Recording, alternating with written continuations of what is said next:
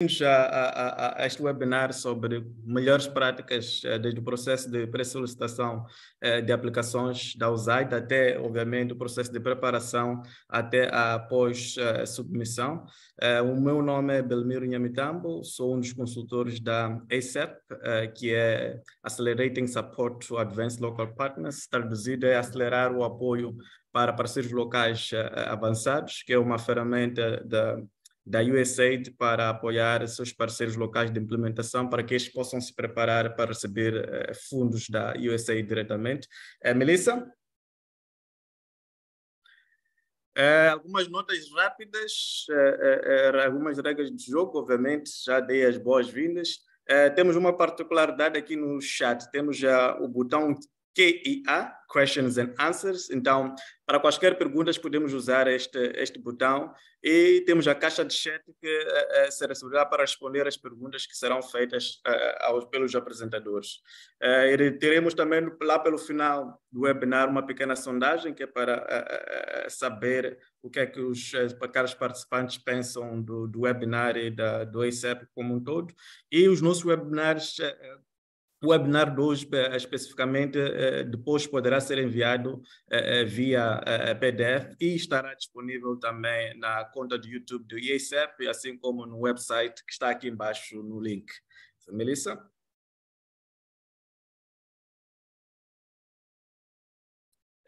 Aqui está uma nota introdutória do ASAP, como já tinha feito no slide inicial, é mesmo uma plataforma para fazer com que as capacidades dos parceiros locais de implementação sejam melhoradas para que eles possam se tornar parceiros diretos, ou seja, saírem de ser recipientes para parceiros Prime.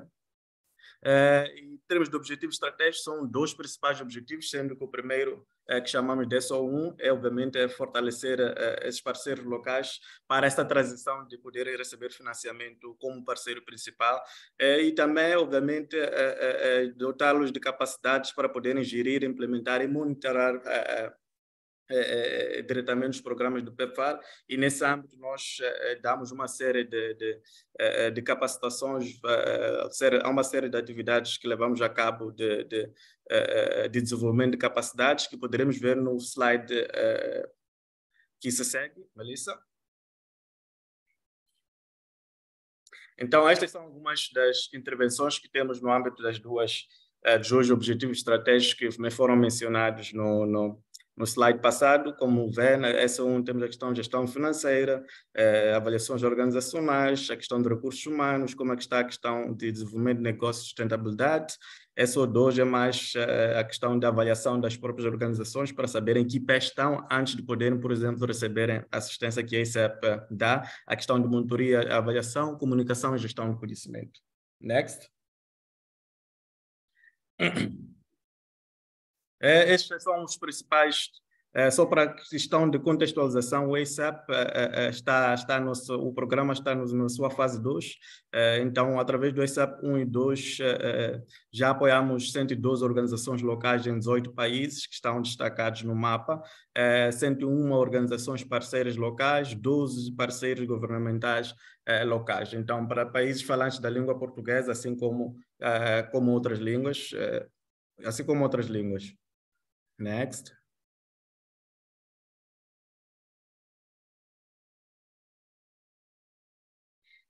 E nós já disseminamos mais de 82 webinars para mais de 16 mil participantes. Como foi dito também anteriormente, esses webinars podem ser encontrados na nossa página web. Também vão encontrar lá as apresentações PowerPoint como esta na versão PDF e podem ver e podem também ver o vídeo, assim como vai acontecer com o webinar de hoje. Está neste momento a ser gravado e vai ser depois disponibilizado na plataforma YouTube, que é para poder se acompanhar ao vivo, assim também como vai se ter o documento de suporte em PDF.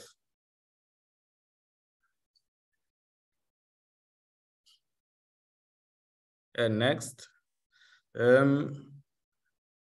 Os webinars sendo disseminados pela ICEP estão disponíveis em 3 línguas.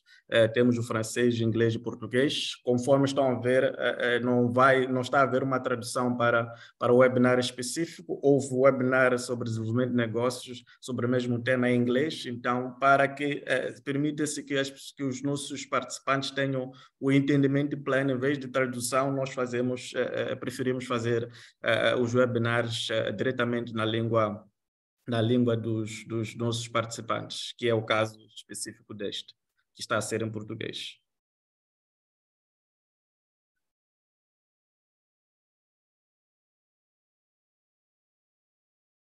Eu já tinha feito menção à existência no website de todos os webinars passados, que podem ser baixados via PDF, assim como a gravação pode ser encontrada no YouTube.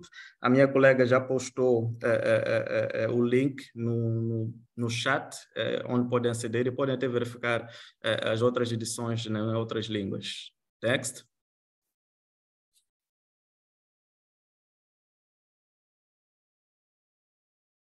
Yeah, we can good. Então, próximos webinars, em 30 de março também teremos um webinar sobre como desenvolver conselhos de administração extremamente eficazes e este webinar será liderado pela colega Iva Stoy, que também faz parte do grupo de consultores. Next, please. Estarei aqui como facilitador, sou assessor de desenvolvimento de capacidades de monitoria e melhoria de desempenho da Intraelf para este projeto da USAID PEPFAR, que é o ASAP 2. Terei como co-facilitadora a Rebecca Boller, que é a assessora de Business Development. Ela é expert nesta matéria e vai estar aqui a responder as várias perguntas de modo a que possa dar mais ênfase e possa ir mais a fundo naquilo que são as várias dúvidas que os colegas vão ter, que os participantes deste webinar vão ter. Obrigado. Next. Em termos de agenda, qual é que será o nosso prato de hoje? Temos aqui os pontos da agenda, iremos olhar para a questão do processo de identificação de oportunidades e a tomada de decisão de avanço, a questão do pré-planeamento para aproveitar-se do lançamento de oportunidades, como formar um consórcio vencedor, como desenvolver a proposta em tempo real, teremos uma sessão de perguntas e respostas, teremos várias sessões de perguntas e respostas ao longo do webinar, que é para que os participantes possam realmente poder aprofundar e entender melhor e sanar qualquer dúvida. Obviamente, a questão de desenvolvimento de orçamentos é uma questão que também vai ser tocada, e o processo de finalização, submissão e pós-submissão da proposta. Que aspectos devem ser considerados? Como disse, teremos várias sessões de perguntas e respostas. Next. Então, vamos começar, entramos para o prato principal, processo de identificação de oportunidades de financiamento da USAID e outros doadores.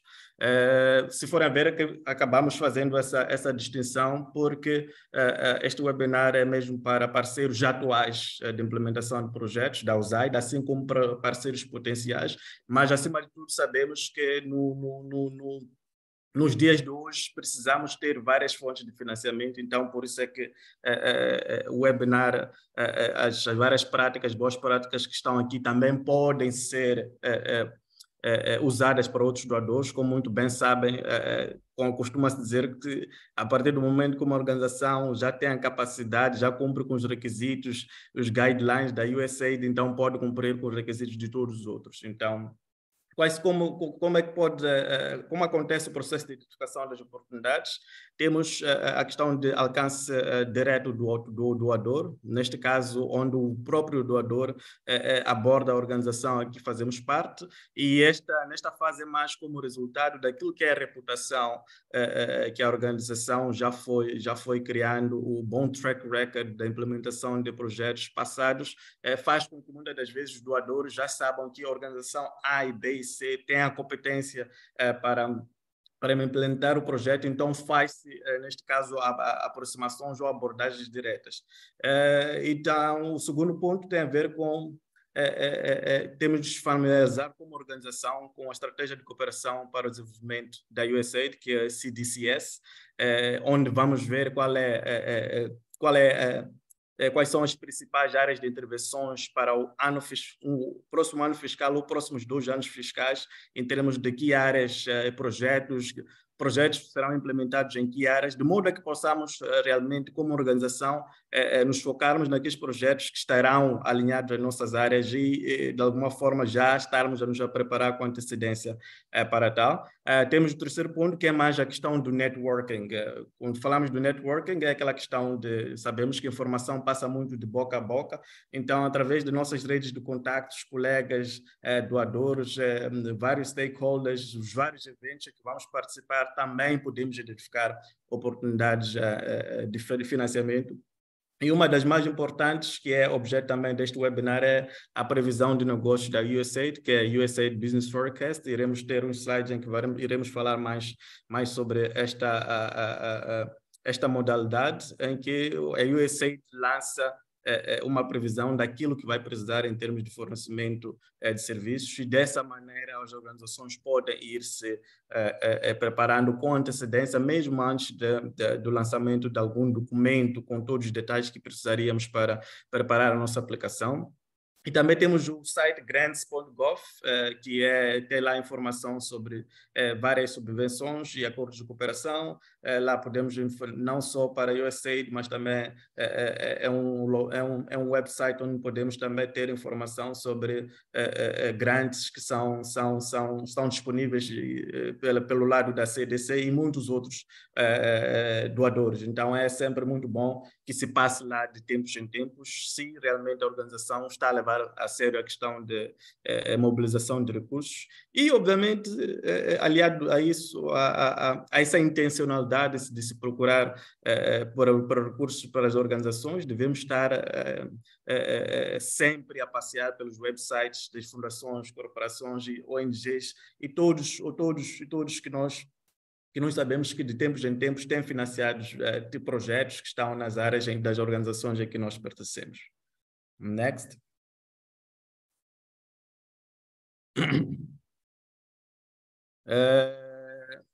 Espero que esteja visível para os colegas, mas este aqui é um exemplo do da janela de Business Forecast. Como podem ver, existem várias janelas onde pode-se filtrar a informação para que possamos ir ao encontro daquilo que é o tipo de oportunidade na área em que nós precisamos, mas um dos filtros importantes, este é o segundo filtro à esquerda, onde escolhemos a unidade operacional, ou seja, escolhemos o país ou a região em que pertencemos, e lá depois filtra-se todas as oportunidades presentes e futuras que existem, todas as oportunidades futuras, porque aqui é Business Forecast, a previsão de negócio, ele depois acaba filtrando. Next.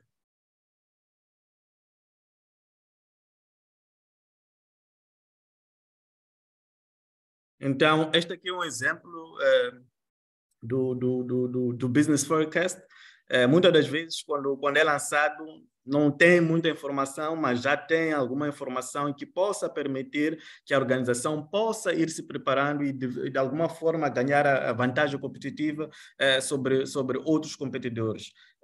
Por exemplo, aqui, se forem ver, até para o título do projeto, ainda vem TBD, que é to be determined, ou seja, para ser determinado, o que significa que ainda é algo que a USAID iria apostar, mas tem uma informação já que é relevante, que é o ano fiscal em que o projeto iria ser premiado, que é 2023, então já é uma informação. Tem também a questão do Less Modified Date, ou seja, a USAID vai colocando informação de forma paulatina, então é sempre bom estarmos lá de forma frequente a ver se foi adicionada alguma informação ou não, porque, por exemplo, no último círculo temos o changelog, ou seja, mostram todas as mudanças que forem sendo feitas, todas as atualizações que vão sendo feitas. Se formos olhar à esquerda, no primeiro na primeira highlight à esquerda, temos eligibility carteira. Esse é um dos aspectos também que é importante como organizações. Neste caso, ainda vinha TBD, mas aí, por exemplo, costuma-se mostrar se vai ser, por exemplo, um tipo de grant específico para organizações locais, ou então para ONGs, ou então para outros níveis de organizações. De antemão, já sabemos se é algo para o qual podemos concorrer ou não.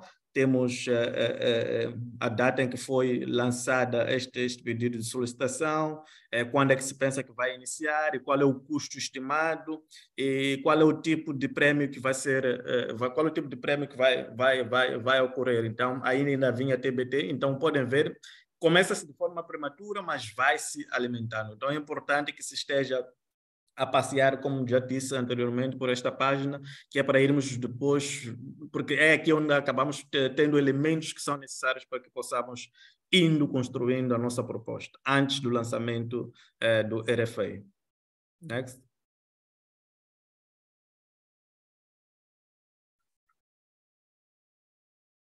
Então, este é o exemplo do Grants.gov, que é onde tinha dito que, para além da USAID, podemos ter também, se forem ver no filtro que está ali sublinhado, o primeiro foi sobre All Agency International Development, é aqui onde encontras todas as previsões de financiamento da USAID, mas logo a seguir também tem do setor da agricultura dos Estados Unidos, que é a USDA, podem encontrar também a CDC. Então, existe uma riqueza de oportunidades que pode-se encontrar no Grants.gov, como também acontecia no Business Forecast da USAID. Também temos um sistema de filtros que podem nos ajudar a melhor encontrar aquilo que está alinhado com aquilo que fazemos. Next.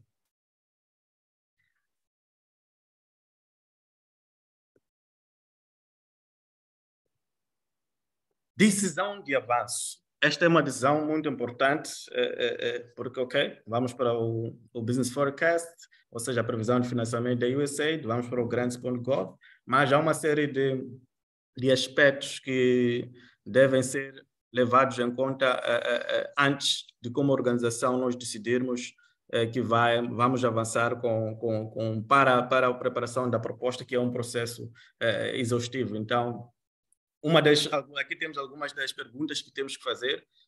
Será que a oportunidade de financiamento está dentro, ou seja, da nossa especialização ou experiência? Temos alguma lacuna? Qual é o nosso nível de experiência nessa área? Podemos avançar?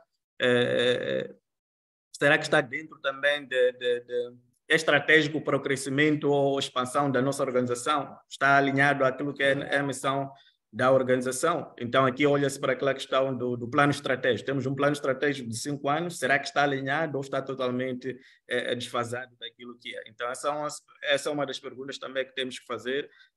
Qual é o mecanismo de premiação que vai, como já tinha dito, que é um dos pontos que estava lá como TBD, qual é o tipo de mecanismo, que é para ver se é algo com que a organização está confortável ou não. Isso, obviamente, quais são os riscos? Se existem riscos, como é que esses riscos podem ser atenuados? Então, são muitas as questões que depois temos que fazer.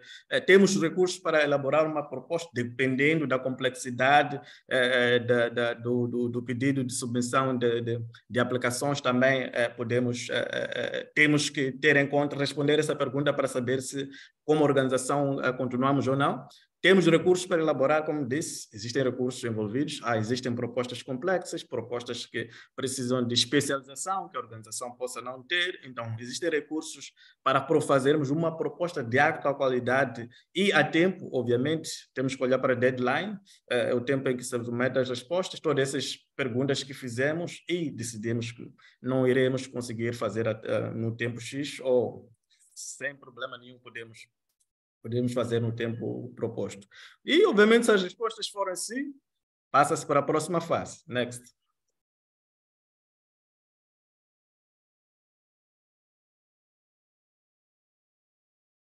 Ok. Pré-planeamento.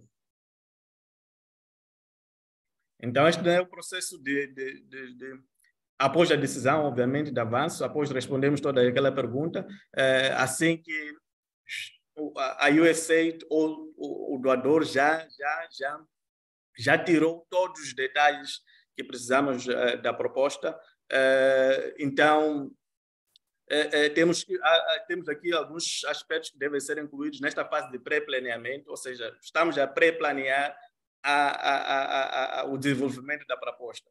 Então, para além das perguntas passadas, temos que fazer uma avaliação exaustiva da oportunidade, fazer uma análise do concurso, uma avaliação das capacidades técnicas da organização, porque nesses pedidos de propostas, geralmente, os documentos da RFA são 50 a 100 páginas. Obviamente, quando estamos a desenvolver a proposta, temos que ter várias capacidades. Então, é a avaliação que temos que fazer. Então, antes de iniciar, temos que ver se a estratégia de parceria, qual é que vai ser a estratégia que nós vamos usar para responder ao RFA quando for lançado. Nós sozinhos conseguimos ou precisamos, por exemplo, de uma parceria, precisamos de nos aliar a uma organização, precisamos de estabelecer um consórcio. Quais são as nossas estratégias técnicas que vamos fazer, tanto de gestão do projeto, assim como do orçamento?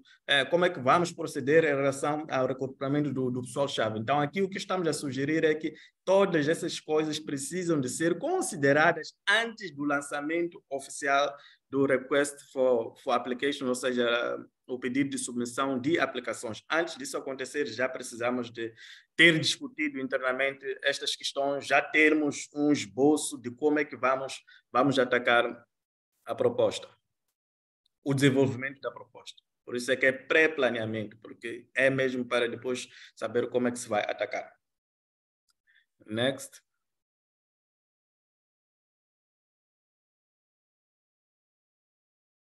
Formação de um consórcio vencedor. Aqui estamos a falar daqueles casos em que sabemos que, de alguma forma, precisamos de algum tipo de apoio para que possamos ter mais probabilidade de vencer. Então, aqui são algumas boas práticas dos pontos a considerar. Uma das coisas é qual é o valor adicional que o dito parceiro vai trazer? São complementares ou vai haver sobreposição? Então, aí já nos ajuda a decidir se realmente vai sobrepor. Então, acho que nós por si mesmos conseguimos.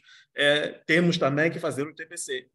Não podemos nos aliar a uma organização que aparentemente tem um know-how, mas a reputação e credibilidade dela não é boa, porque obviamente vai afetar aquilo que é a nossa proposta. Há várias formas de fazer um due diligence, até que eu diria informal, pode-se contactar ex-trabalhadores da organização, porque a pessoa para saber qual é a reputação que a organização goza, então, e também qual é a relação que tem com o doador para o qual vamos enviar a proposta. Então, isso pode nos poupar de muitas de resultados não satisfatórios que podem ser trazidos porque simplesmente nos juntamos com quem não devíamos.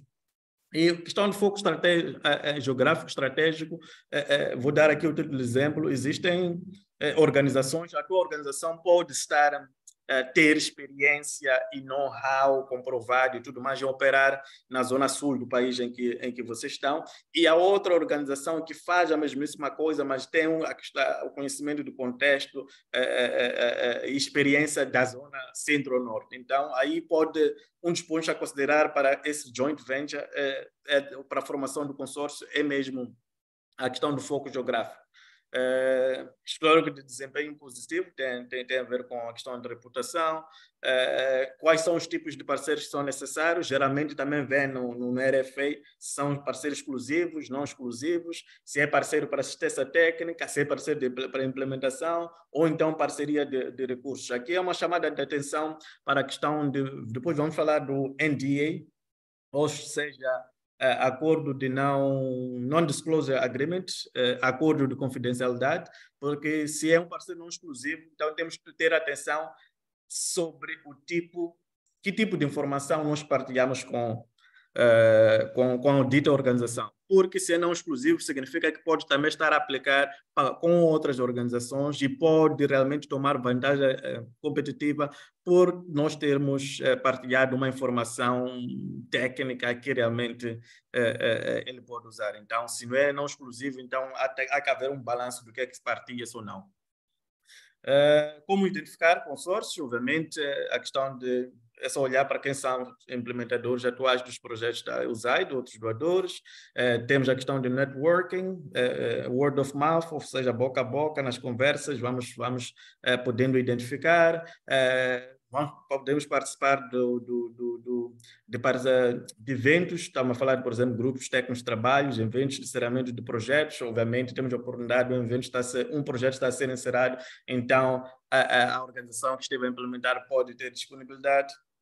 E também a USAID acabou disponibilizando esta plataforma web que está no website workwithusaid.org, que é um hub de projetos de recursos extensivos sobre com material sobre como realmente podemos trabalhar com a USAID, e tem informação sobre parceiros locais e internacionais que implementam projetos da USAID. Então, este pode ser também um dos recursos que nós podemos usar. Next.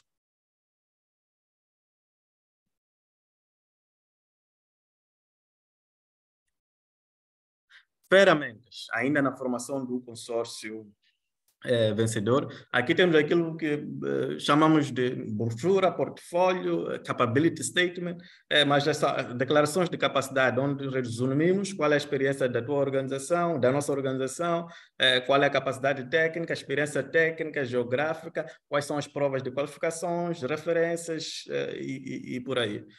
Então, o escopo do trabalho também é importante, se vamos entrar no consórcio, de antemão, acordar qual vai ser o papel e a responsabilidade de cada um dos parceiros na preparação da proposta e no projeto em si. Preparação de proposta, porque tem várias secções, então como é que vai ser feita a distribuição? Porque tem que ser feito, vai sendo feito em partes, depois pode se juntar, e também na questão da implementação, qual é que vai ser o papel específico do parceiro. Já tínhamos falado aqui do acordo de não divulgação ou acordo de confidencialidade, NDA, é preciso também assinar-se isso, porque informações sensíveis vão ser partilhadas, então é importante que se assegure que esta informação não seja usada para fins fora do consórcio que esteja a ser firmado. Então, existe aquilo que chama-se de acordo de pre-teaming e acordo de teaming, que é uma relação que se estabelece entre as duas organizações que estarão a concorrer para a proposta, em que depois dizem quais são as equipes que estarão, como é que será subdividido o trabalho, qual é os papéis, qual será o escopo, quais são os papéis. Então, tudo isto está a acontecer ainda, se já repararam, colegas, antes da RFA, ou seja, o pedido de solicitação de aplicações ser lançado. É um trabalho, aquilo que chamamos de trabalho de backstage, ou seja, um trabalho que antecede ainda sequer termos lido aquilo que em outra linguagem eu diria os termos de referência do grant para o qual estamos a concorrer. Esse é um trabalho de casa que se faz, mas que nos coloca, obviamente, numa vantagem competitiva, porque quando se lança já temos meio caminho andado. E, obviamente, nos últimos bullets dizem não podemos compartilhar informação antes que o contrato seja assinado, esse acordo de pre-teaming e teaming, mas também deve ser assinado o mais breve possível, mesmo antes do lançamento do RFA, porque o trabalho precisa de ser feito. Todo esse trabalho de casa, esse background, trabalho de background precisa de acontecer antes. Next.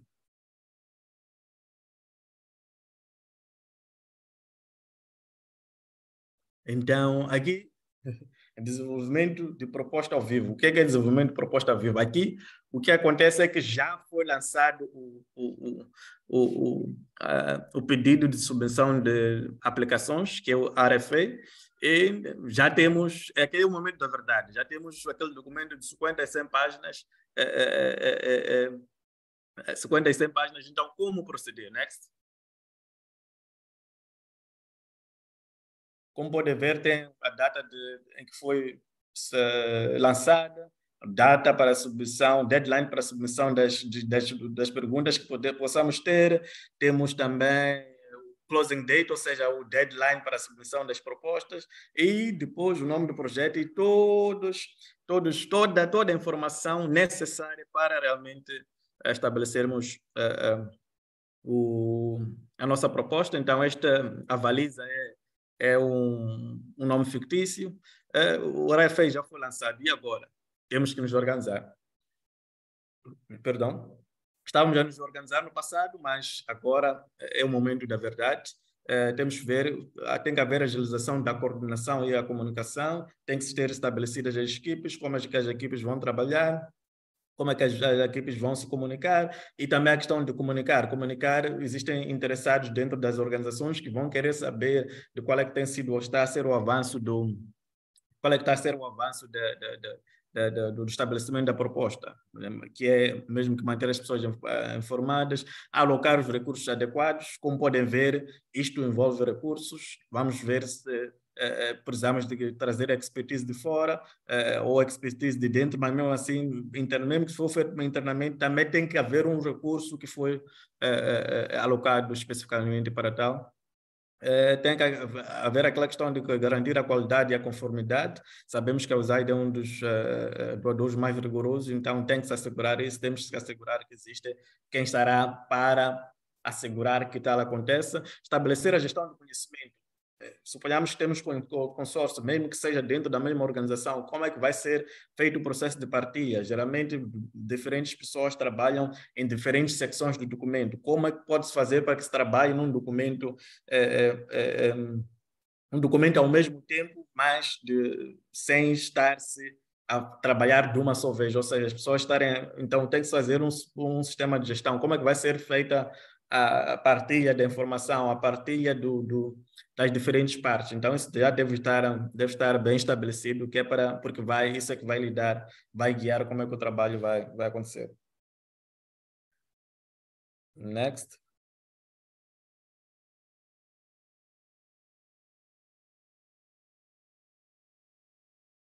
Next.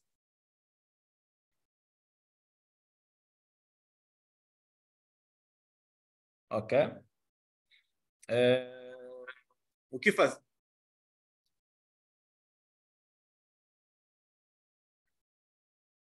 Is this the next one, please? Can you confirm, Melissa? Yes, sorry, there's a little bit of a delay. Yeah. Okay, thank you. Então, primeira coisa, é um documento de 50 a 100 páginas. Leia a RFA.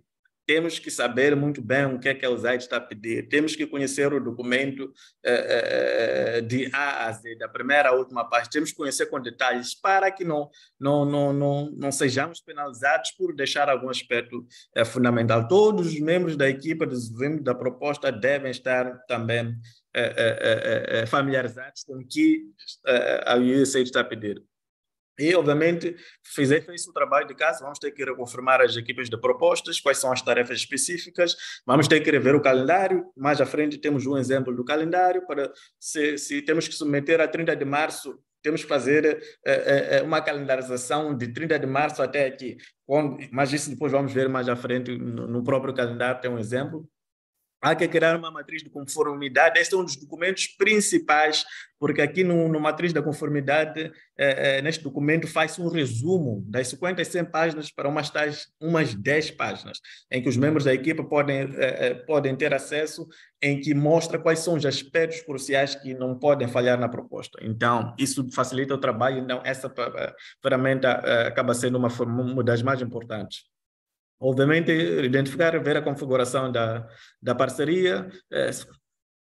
Fomos conversando com alguns. Será que temos que adicionar outros ou temos que deixar ir outros? Temos que ver, segundo o corpo de trabalho. Por quê? Porque quando tivemos as primeiras conversas, o que aconteceu é que muitas das coisas fomos assumindo. Não tínhamos ainda o detalhe específico e real do que é que a USAID quer. Então, aqui já podemos saber que não precisamos por exemplo, de consórcio. Então, o parceiro A não é o ideal porque não tem experiência XYZ que agora vemos ter no RFA.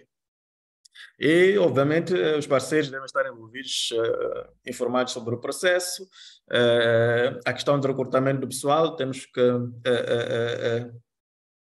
voltar a rever e enfatiza-se de nós, leia a RFP novamente. Significa que é muito importante conhecermos o documento, assim como conhecemos o documento do nosso projeto de cor, o RFA, temos que conhecer de cor, principalmente em relação às partes importantes. Next.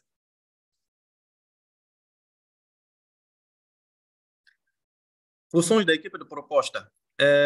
O sonho de toda a organização seria de ter uma equipa especificamente para a mobilização de recursos. Recordo-me que quando comecei a minha carreira na monitoria e avaliação, monitoria e avaliação também era algo que não se tinha, muitas das vezes, uma posição específica. Para o caso de mobilização de recursos, é algo que ainda acontece agora. Infelizmente, por questão de recursos, tamanho da organização, experiência da organização, não é possível ter uma equipa dedicada. Então, depois de ver quais são as principais atribuições que a proposta deve ter e com os recursos que tens que ter, temos que estabelecer uma equipa interna que vai ser responsável. Depois vamos ver no Matrix da proposta que temos que fazer a atribuição de tarefas a vários níveis. Então, como é que vai ser feita, quem vai ser responsável pela organização, comunicação, gestão do conhecimento, tem que ser alocado. A equipa técnica e monitoria e avaliação é uma equipa crucial. Qual vai ser o papel delas no desenvolvimento da proposta? Temos a questão da orçamentação, obviamente aqui é o pessoal das finanças. RH é recrutamento, pode ser da administração. Temos que ter uma equipa de revisores também, que vão assegurar que é sempre bom termos olhos costuma-se dizer, outros olhos, porque conseguem ver aquilo que nós tivemos a ter alcance. Então, temos que ter uma equipa de revisores que realmente fazem o papel do doador, ou seja, ficam com o mindset do doador e pensam, ok, o que é que o doador iria ver. Então, vão vendo esses aspectos e vão dando feedback conforme para que realmente possa se atualizar. Next.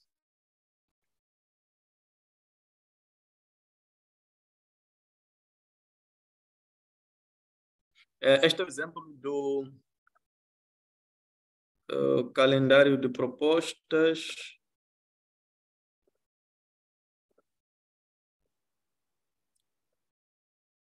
Este é o exemplo do calendário de propostas. Como podem ver, o deadline está aqui, o último, que é dia 29. Tem que seguir para a USAID às 17 horas. Foi lançado o RFA no dia 8. Então, como pode ver, nos meses de março e março e abril temos diferentes tarefas.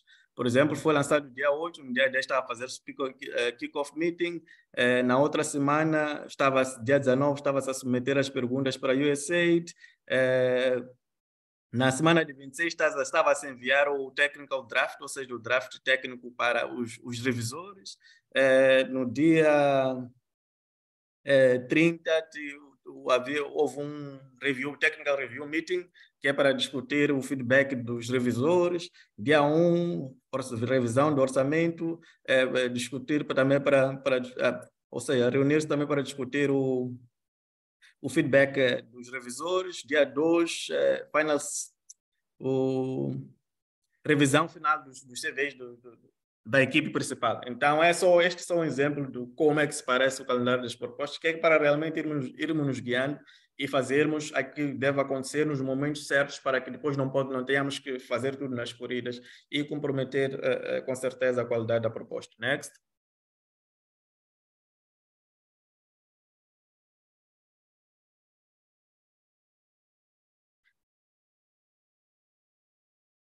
Matriz de compliance. Esta é aquela matriz.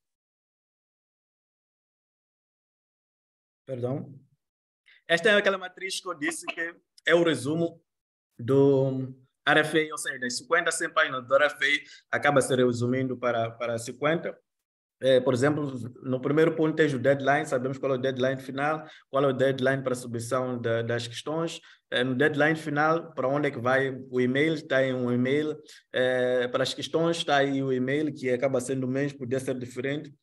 especificidades da proposta, tens aí o limite das páginas, na área da aplicação técnica, escrita em inglês, geralmente a UC diz qual é o espaçamento, qual é a fonte, Times New Roman 12, tem que ser submetida via Microsoft Word ou PDF, exceto os orçamentos que têm que ser submetidos em Excel. Então, o USAID é muito, muito, muito atento a essas coisas.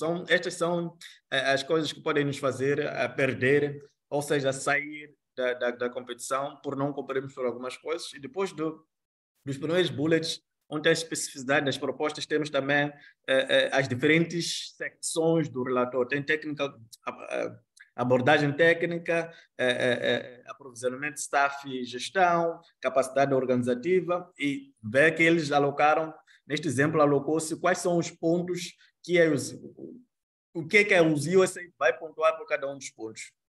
E depois, no bullet, tem as descrições do que é que especificamente eles precisam, ou seja, querem ver. Na abordagem técnica, é onde vamos colocar, por exemplo, a qualidade da abordagem conceptual que está a ser proposta, metodologias e técnicas para alcançarem os resultados pretendidos na atividade. Next. Então, nas outras secções tem mais também descrição.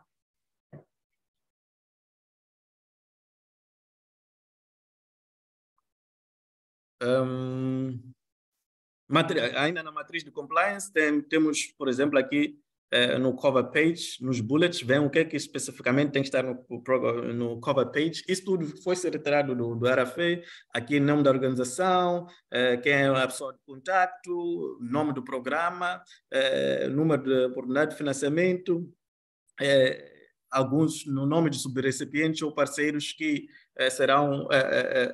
farão parte. Então, vem na matriz, já vem um número de páginas para esta secção. Por exemplo, para este caso é uma página.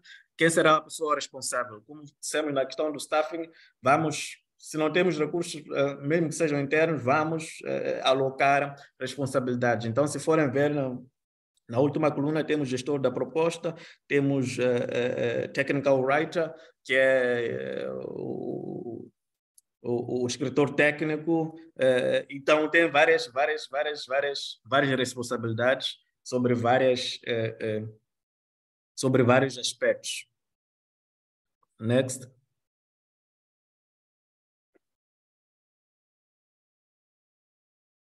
Perguntas do doador. Temos aquela questão, tanto nas propostas de bidding, assim como no RFA. No RFA e RFA, temos aquele espaço para fazermos questionamentos, ou seja, para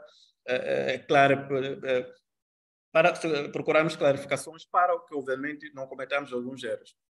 Então, alguns aspectos que nós temos que tomar em conta quando estamos nesse processo de esclarecimento é como é que vamos enquadrar a pergunta, de que modo é que o doador possa facilmente responder com um sim ou não.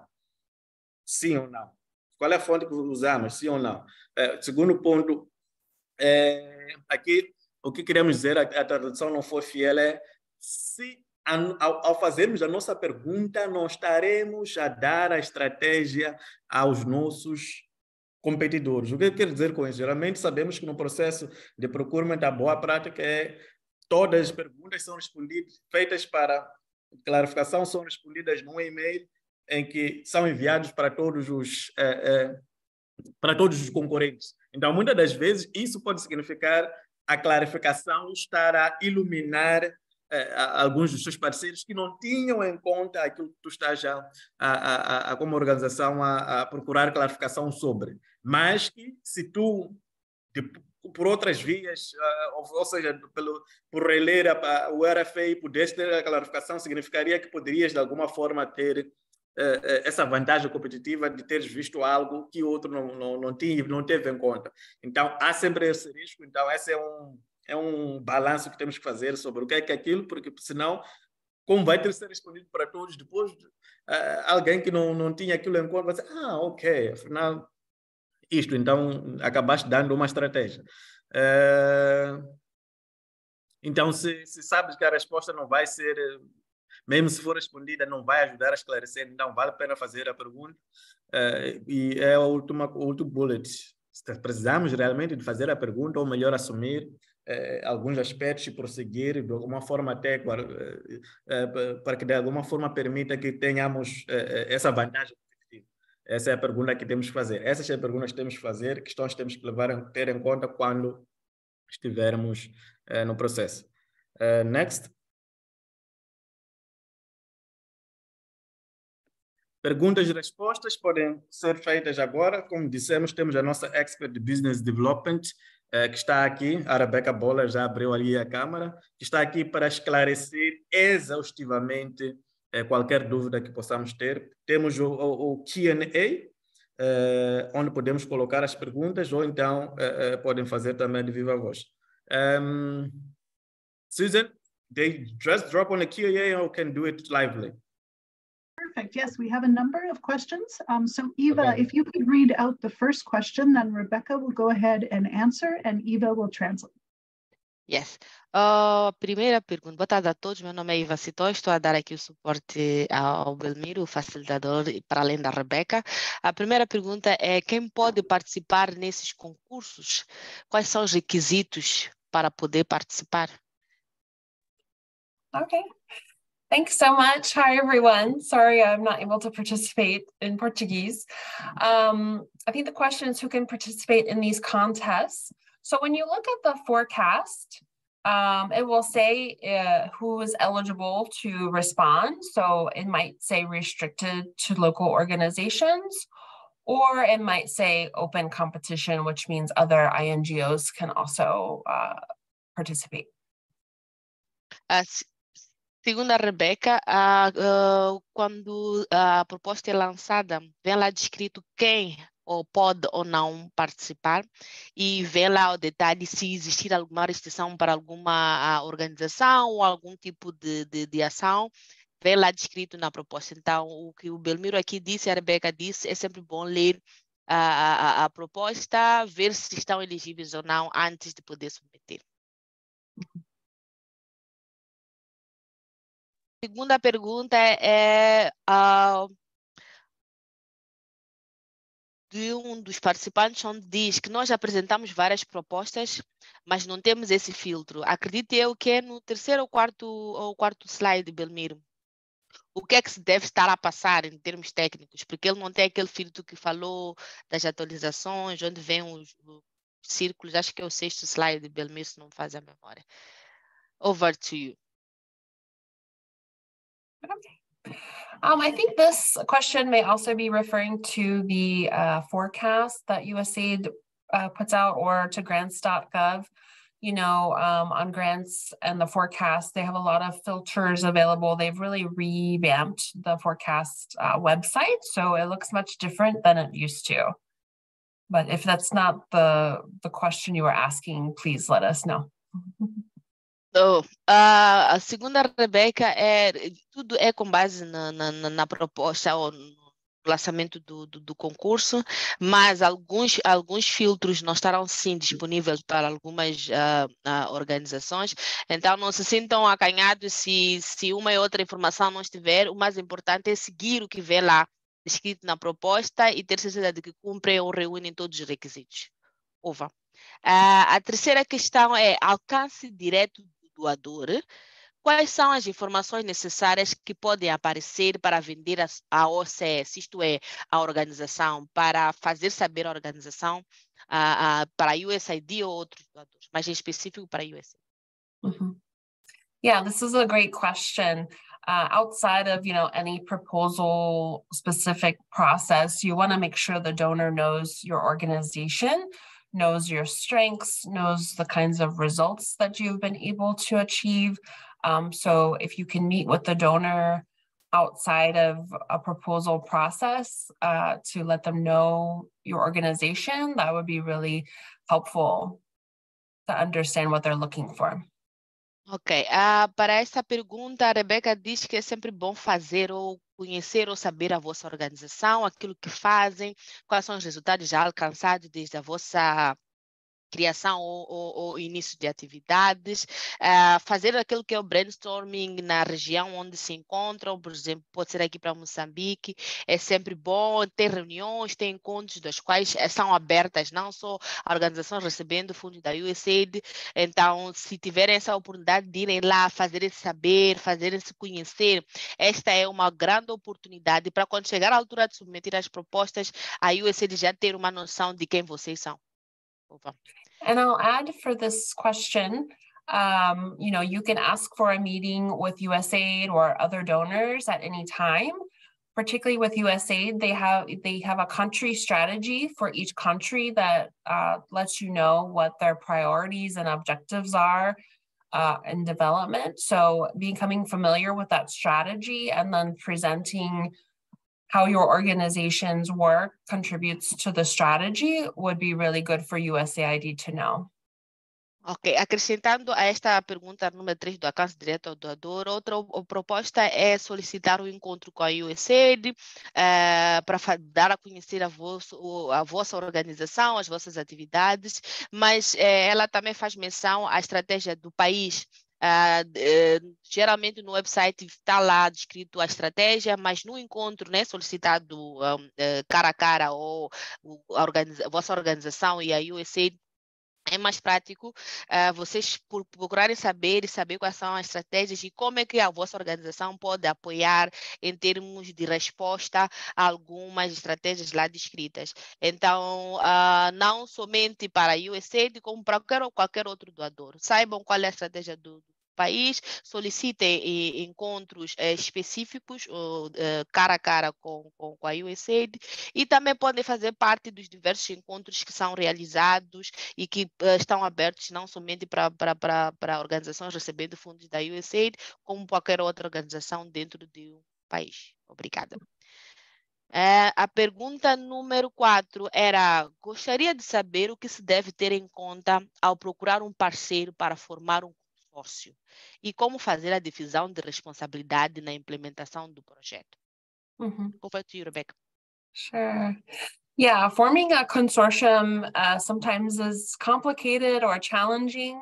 I would suggest, you know, really looking at your own organization's strengths and weaknesses, and from those weaknesses, you know, identifying other organizations that could fill those gaps for you. In terms of dividing responsibility and implementation, it really depends, you know, if you need to divide it technically, if they're more, you know, if they're filling a technical gap that you have, or if they will implement geographically, you know, if you'll do the same work just in different geographic areas and divide the responsibility that way. Para esta pergunta, é dizer que é um bocadinho complicado e um bocadinho difícil trabalhar em consórcios. No entanto, o que a organização deve fazer é identificar internamente os seus pontos fortes e fracos e, com base nas suas fraquezas, identificar a nível do país ou da região onde se encontra inserido o parceiro que pode colmatar essa fraqueza. Em termos de divisão de responsabilidades, pode ser, dependendo do que a organização for acordar, as duas organizações, ou duas ou três, dependendo de qual é o número de organizações dentro do consórcio estão aí firmadas, pode-se dividir em termos técnicos ou financeiros, como bem regionais.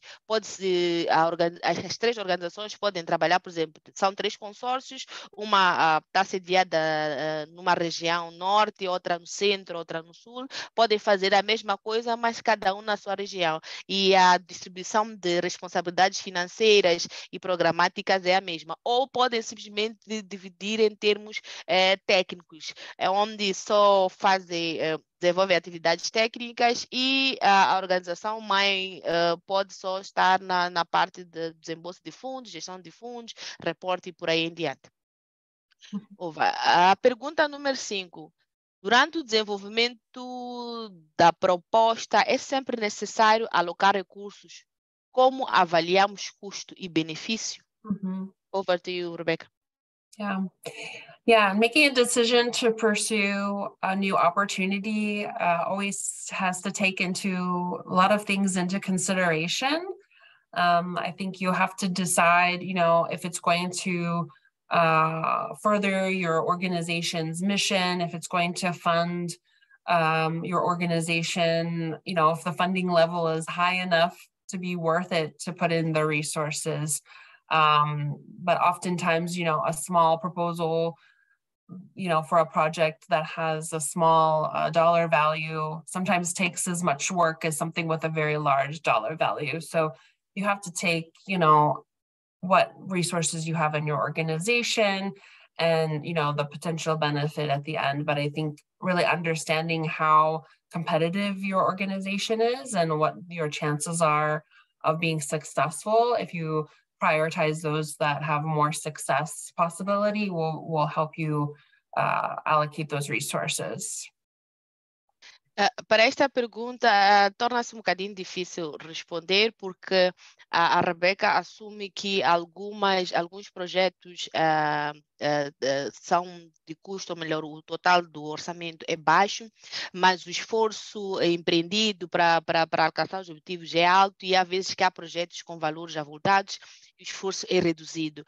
No final do dia, a organização tem que fazer um exercício interno nesse processo de alocação de recursos e ver se vale a pena mesmo meter a proposta para esse projeto e ver quais são os benefícios que podem advir. Às vezes, os benefícios podem não ser financeiros, mas sim técnicos, e também é uma oportunidade de vocês criarem uma ligação com o doador, porque podem ter um projeto que não, no final do dia não há nenhum benefício financeiro, mas que vocês deram um resultado bom, e isso pode servir como uma espécie de recomendação para uma próxima proposta que vocês forem a submeter ou a concorrer. Então, esse exercício tem que ser feito a nível interno, é uma decisão interna, então é sensível, mas parte da decisão da organização. A pergunta número 6 é: os requisitos parecem ser muito extensos. Caso uma organização ainda não tenha um histórico na área, uma ONG recém-criada, tem como haver uma chance de ganhar um projeto de implementação? Over to you, Rebecca. Yes, USAID is really looking for new partners. They have an initiative, it's called New Partner Initiative, where they're looking for local organizations that they haven't worked with before. You can look that up on their website. USAID has a lot of new resources for new and emerging partners. Also, if you're new to this space, you might want to look at being a sub on a proposal to another more experienced organization, INGO, or other more experienced local NGO.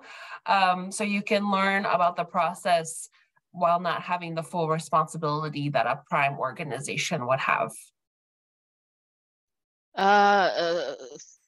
Citando a Rebeca, a resposta é sim.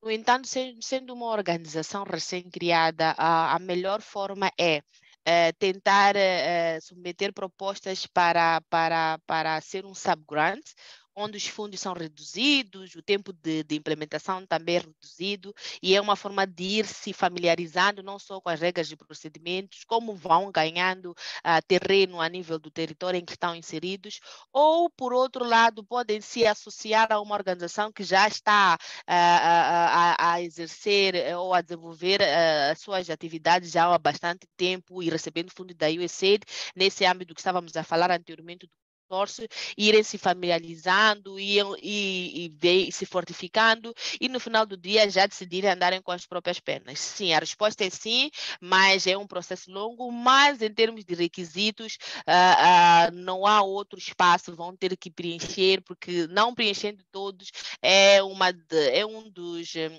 marcos de avaliação. Não preenchendo todos os requisitos, no processo da pré-seleção podem ser retirados por não ter preenchido, mas é possível sim ganhar se preencher preencher. Independentemente de serem novas ou não, o importante é preencher os requisitos, terem essa capacidade técnica e, no final, cumprirem com as regras de procedimento da USAID.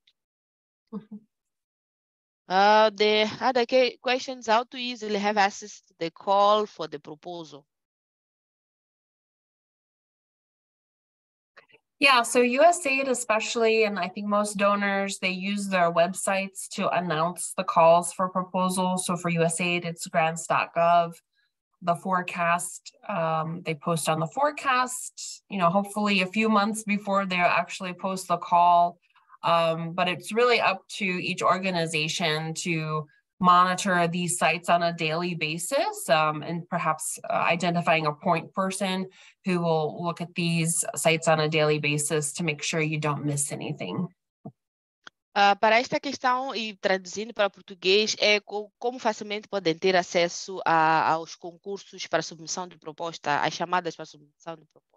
Segundo a Rebeca, a melhor ferramenta é o website da USAID. Geralmente, eles lançam lá no website todas as chamadas para submissão de propostas e sempre com um tempo de antecedência.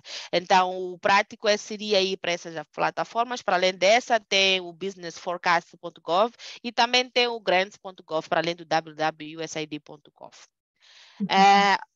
The other questions that, in case of new organization with no experience yet, this is a redundant question we already answered. Outra pergunta é mas qual é o peso que se atribui a uma organização nova em comparação com uma que tem experiência na implementação de projetos financiados pela USAID? Let me translate to you, Rebecca. It's what is the weight that is USAID apply in terms of comparison of the new NGO comparing to one NGO who's already long time registered, is working with USAID, I think at least for minimum 5 years.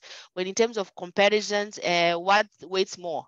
Is the new one or the long one working with USAID? Yeah, that's a good question. I think USAID does, they want to know you have a track record of implementation and getting results. So I think oftentimes they will, prefer someone, an organization that they've worked with before. But I know they're making a lot of efforts to, make focus on funding more local organizations, and therefore, many local organizations don't have as much experience. So I think it really depends on the requirements for each, bid that USAID posts of, if they're restricting it to local organizations, then certainly they're going to be more open to new organizations that they haven't worked with.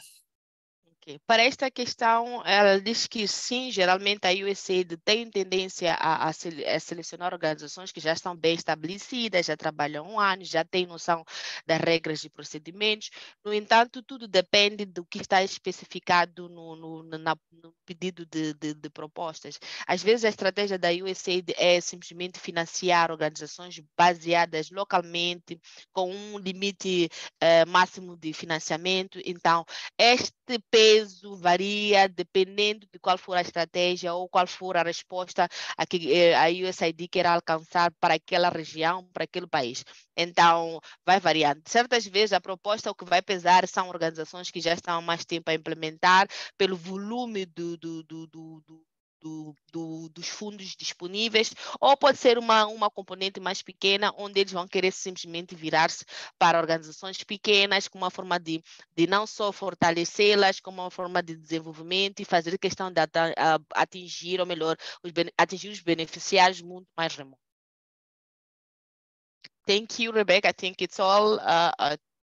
Yes, we can move on. Over from my side. Thank you, Rebecca. Belmiro, the floor is yours.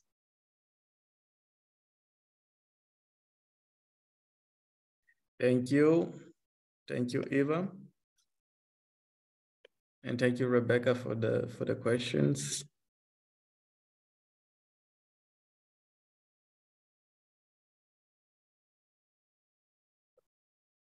Hello, can you hear me?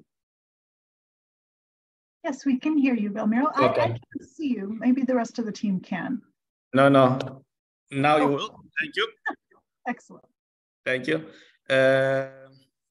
Então, obrigado também aos participantes, pelas colegas, pelas questões. É muito importante que façam, como sabem, o webinar está a ser gravado, então depois podem ir fazer a revisão das respostas e com certeza vai ajudar a cada uma dos participantes respectivos das organizações. Abordagem técnica, já estamos no âmbito da proposta e aqui detalhamos alguns dos aspectos que devem ser lá colocados. Obviamente que no RFA já fez uma descrição daquilo que deve estar em cada uma das secções. Esta não vai ser exceção. Então, deve-se, obviamente, descrever qual é que vai ser a abordagem, qual é que vai ser a lógica de implementação. E, na verdade, esta é a secção mais técnica, mais importante, e é a secção em que a USAID estará, ou qualquer doador vai dedicar maior tempo para escrutinar e realmente aferir se a organização tem a capacidade de fazer aquilo que diz que vai fazer. Então, temos que assegurar que na abordagem técnica vamos mostrar se compreendemos bem primeiro a proposta e, obviamente, temos que demonstrar na proposta, quando estivermos a dizer como é que vamos fazer, que compreendemos a questão do contexto do programa que queremos implementar, bem como o escopo, ou seja, a visão geral ponto de vista das diferentes partes interessadas, como é que vai, obviamente, alcançar os objetivos propostos, tem que estar lá com A, B, C, D, o que é que vai fazer, qual é que vai, uma das secções também importantes que é coordenada é qual é que vai ser o plano de monitoria, avaliação e aprendizagem, monitorização em alguns países, em Angola costumam dizer monitorização, em Moçambique é mais monitoria, mas qual é que vai ser o plano de MEL? Monitoria, monitorização, avaliação e aprendizagem. Então tem que estar lá bem detalhado como é que realmente vai se assegurar que o projeto está a ter progresso, que o progresso do projeto está a ser monitorado, que decisões informadas, ou seja, que o sistema de monitoria é capaz de produzir decisões informadas para que a gestão possa fazer, tomar ações corretivas caso o projeto não esteja no carril. Então, isso é importante. E quais são as intervenções específicas? Quais são as atividades específicas? Aqui já temos que ser mais específicos, alinhado com a experiência que a organização tem, como é que realmente vai atingir o objetivo geral da atividade, do projeto ou programa. Temos que também descrever como a questão de documentação. Isto é muito importante. O projeto é desenhado num âmbito, mas no processo de implementação nem tudo vai correr como previsto, mas isso não significa que seja algo mau. É aquilo que costuma-se dizer, pelo menos vai-se aprender o que não se deve fazer, uma das maneiras de não fazer ou uma maneira que deve ser enaltecida ou enfatizada de fazer. Então, as melhores práticas, as lições aprendidas precisam ser documentadas para futuros projetos similares. E para o repositório também da USA e de outros doadores, para que possam saber que no contexto XYZ isto não funciona. Ou seja, funcionou no contexto A, mas no contexto de Moçambique, de Angola, de África não funciona. Então, isso só quando documentamos, só quando aprendemos dos processos. Então, isso é super importante e tem que estar lá já no projeto, na abordagem técnica, como vão especificamente e intencionalmente levar a cabo isso. Next. Thank you. Obviamente, plano de gestão e de pessoal é uma das também das secções da proposta. Falamos muito no pré-planeamento, antes mesmo de ser lançado o RFA. Então, aqui temos que dizer como é que vamos identificar, como é que vamos trabalhar com parceiros ou subrecipientes, aqueles que identificamos como sendo relevantes para a prossecução do objetivo, quais são as linhas de autoridade, quem é que estará a liderar, primeiro do consórcio, depois a nível das equipes, das duas equipas que as duas organizações vão tornar disponível, como é que vai ser feita a questão de comunicação, como é que vai ser a questão de reportagem, tanto para o doador, assim como internamente é importante.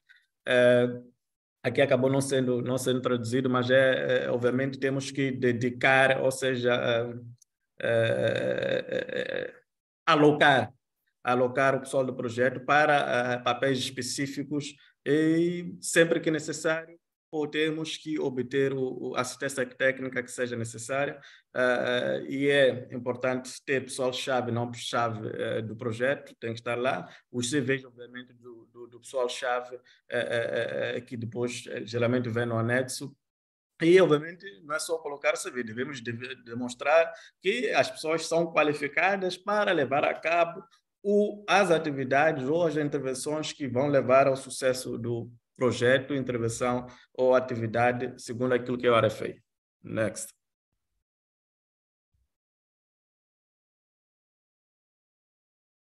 Então, este aqui é o exemplo do organograma de um projeto hipotético, e o número de staff depende do número de anos do projeto, depende do orçamento do projeto, então não é um one size fits all.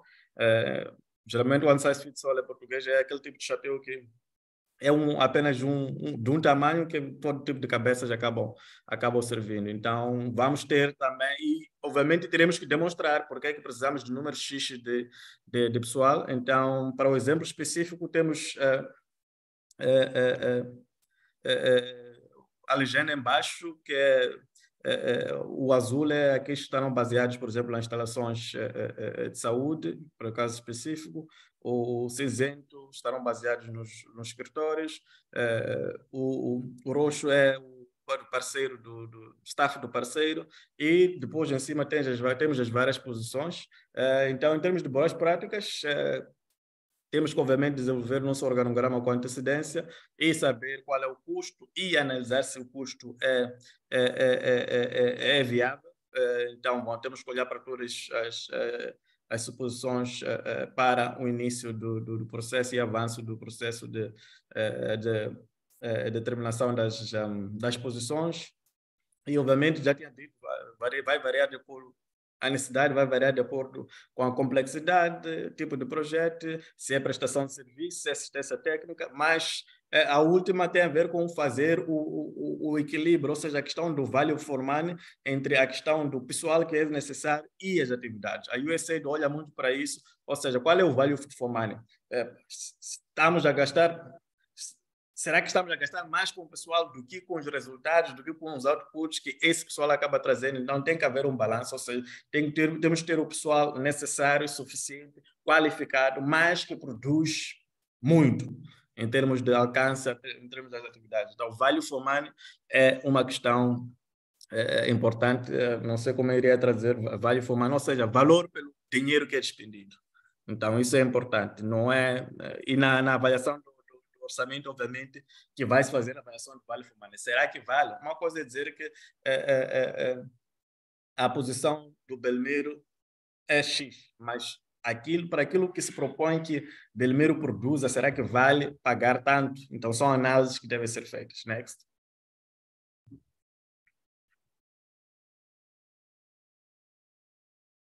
Tínhamos falado atrás do plano de monitoria, avaliação e a aprendizagem, que era uma secção e que devia ser exaustivo, porque obviamente é uma questão fulcral, que temos que dizer como é que realmente vamos assegurar que aquilo que está planificado realmente está a ser cumprido. Se não está a ser cumprido, saberemos que não está a ser cumprido, e se não estiver a ser cumprido, haverá alguma decisão que vai ser tomada, ou seja, iremos assegurar que temos controle do projeto, principalmente para as questões que a gestão do projeto tem um controle sobre elas. Então, aspectos como temos que identificar metas e objetivos do programa, há alguns indicadores que têm que ser desenvolvidos,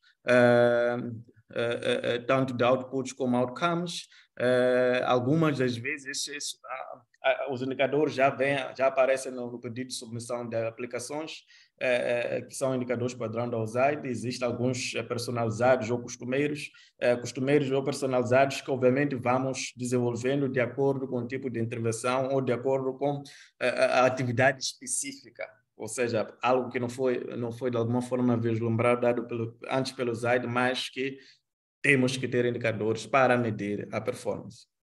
métodos de coleta de dados, em que espaço de tempo, periodicidade de tempo, quais são as funções e responsabilidades, obviamente, das várias partes, das várias organizações. Monitoria e avaliação não é apenas pela pessoa de monitoria e avaliação é gestão do projeto, monitoria e avaliação é feito por todos, monitoria e avaliação, todos os stakeholders têm seus papéis e responsabilidades. Então, tem que estar identificado qual é que vai ser o papel de cada um, das partes principais interessadas. Criamos um plano de análise, e, obviamente, modelo de relatórios, template de relatórios. Como é que vai ser analisada a informação? Não basta dizer que vai fazer, vai recolher o tipo de informação, mas como é que vai analisar para transformar os dados que vai recolher em informação, a informação essa que pode ser usada pela gestão do projeto para tomar decisão. Se não pode ser usada para tomar a decisão, apenas teremos aquilo que chama-se de good to know information and not need to know, ou seja, um tipo de informação que é bom saber, mas não aquilo que precisamos de saber, que é para tomarmos a decisão sobre aquilo que precisamos de saber. E plano de disseminação e comunicação de doadores. Nos últimos tempos, apregou-se muito que a monitoria deve ser participativa, ou seja, não vamos para os beneficiários apenas para extrair informação e não depois fazer o feedback. Não temos muitas partes interessadas, doadores, beneficiários, parceiros, entidades governamentais. Então, esse plano de disseminação e comunicação é mesmo pelo fato de que tens que preparar o projeto, tem que ser capaz de preparar diferentes tipos de informações de acordo com as necessidades das diferentes partes, e não só um tipo de informação de one size fits all, ou seja, um chapéu que cabe para todo tipo de tamanho de cabeça. Então, tem que ser mesmo intencionalmente personalizado. Next.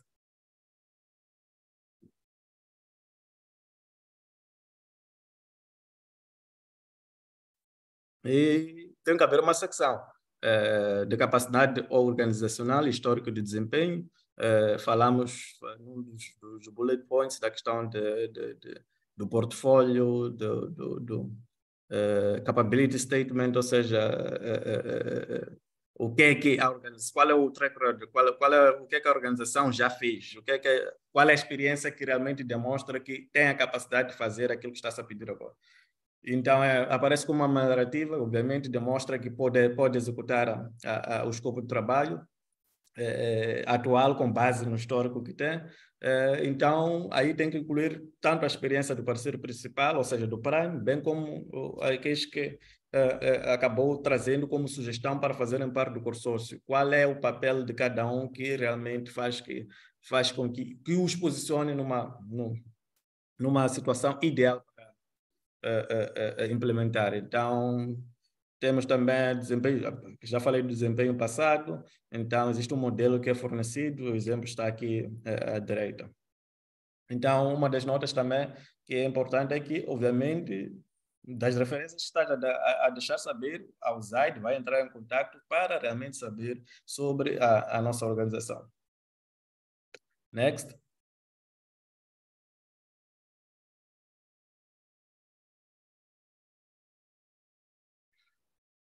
Todos nós sabemos que os assuntos transversais agora são muito importantes, principalmente a questão de gênero, juventude, há quem inclui até mudanças climáticas, mas os assuntos transversais são bastante importantes. Então, a USAID não é uma exceção, também quer que esteja na proposta como é que realmente vai atacar essas questões transversais sobre o gênero.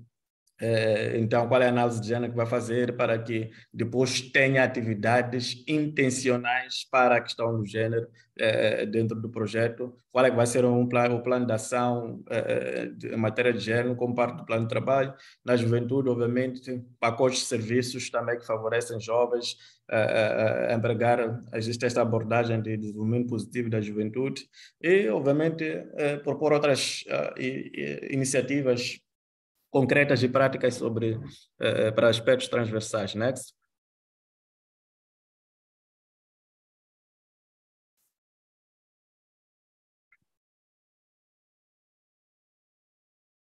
Então, temos que rever.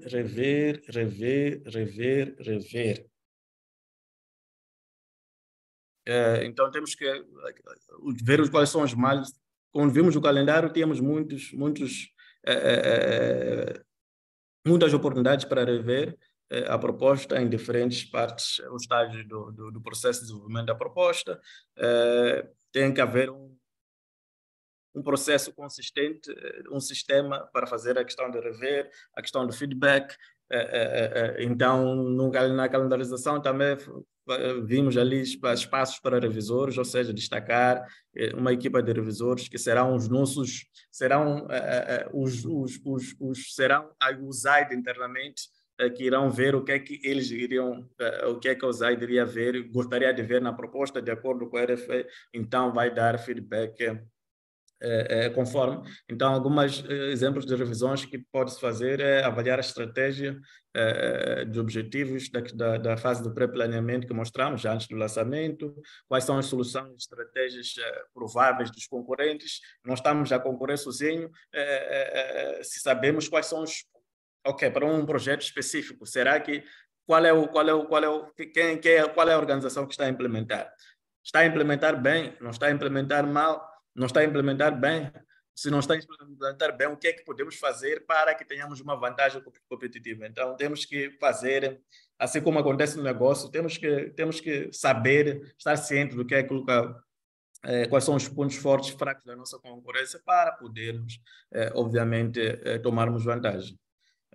A questão de compliance é importante, prever como é que vai usar e de outros jogadores vão fazer a avaliação, onde entra aqui os revisores, a questão do orçamento e aprovação da estratégia de preços tem que estar lá claro, e obviamente tem que servirá também para assegurar que tudo que foi solicitado está dentro da proposta. Next.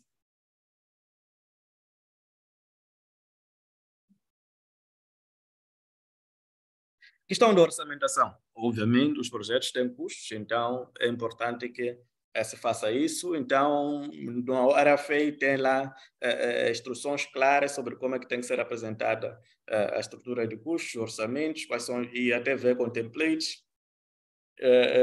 São 3 pontos específicos que as lentes que a USAID usa, até que ponto o orçamento é razoável, até que ponto os custos são alocáveis, ou seja, vão ser usados exatamente para o objeto da adjudicação, até que ponto são custos elegíveis, ou seja, não são desautorizados pelo aquilo que vai ser o objeto do contrato que vai assinar. Então, obviamente que para melhor orçamentalização não basta pessoal com capacidade financeira, tem que haver gestão financeira técnica, que é para... porque, vamos ver mais adiante, não basta apenas dizer números, tens que justificar de onde é que vêm os números, muitas das vezes o pessoal técnico é que tem mais capacidade para isso. Next.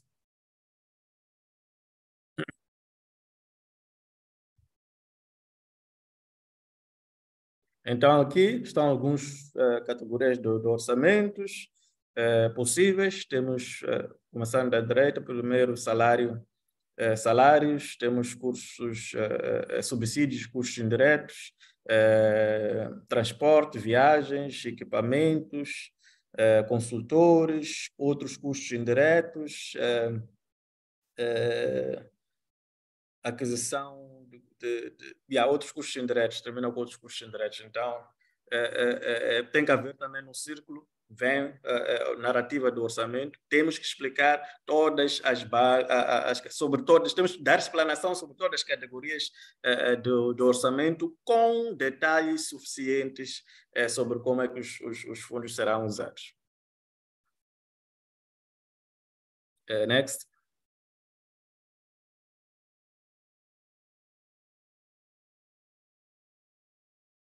Então, aqui é uma comparação salarial, de uma pesquisa que a ICEP fez em 2021, foi online, queria recolher informações sobre cada parceiro local, incluindo número de funcionários, salários, tabelas salariais, informações sobre benefícios e quais são os motivos de alguns desgastes internacionais. Então, para Para a comparação de salários básicos, existe uma abordagem que em inglês é 25th percentile market rate. Depois a colega vai explicar, mas que olha para uma perspectiva de quantas pessoas responderam abaixo de 25% e quantas pessoas 75%. Então, onde ver que tem vários grades, não me ocorre agora a tradução em português, mas várias categorias de posições, e que apresentou que o resultado foi desse percentual. Ou seja, se formos a ver na legenda, as posições dos níveis abaixo, esses são 25% abaixo do nível do mercado. Então, sim, vinha vermelho e não azul, onde 62% para a questão de homem de limpezas, motoristas, manutenção, pessoal de apoio, 62% estava a dizer que estava abaixo do nível do mercado. Para outras posições de suporte, MNIs, contabilísticas, oficial de finanças, 54%, então aqui quase que equilibrado, enquanto que para a posição de topo é 70%. Next.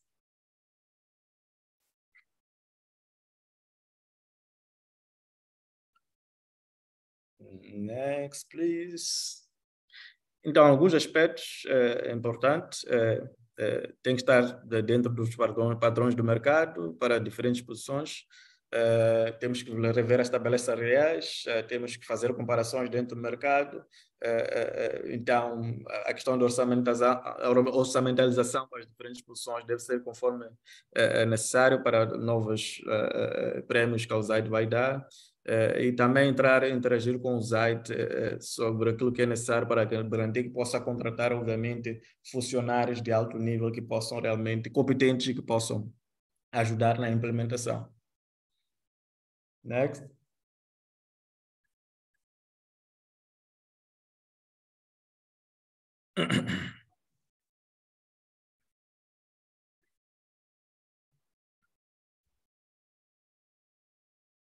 Então, virão diretrizes, obviamente, terão alguns templates. Então, a USAID quer mesmo que demos todos os detalhes específicos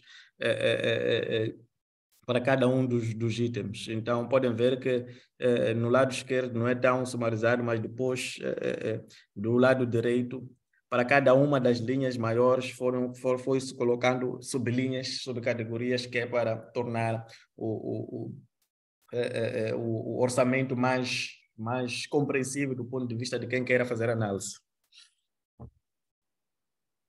Next.